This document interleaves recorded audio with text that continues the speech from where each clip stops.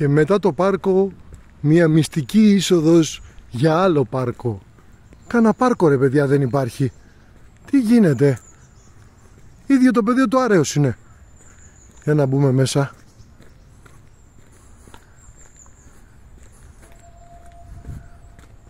Κούκου.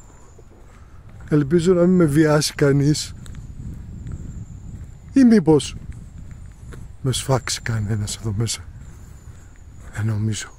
Κάντε μου λίγο παρέα.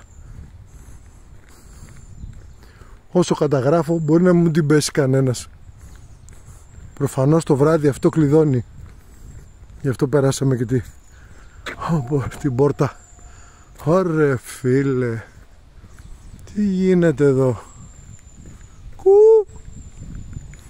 Μ' ακούει κανείς? Λοιπόν φτάνει, δεν πάω άλλο, έφτασα σε ένα σταυροδρόμι.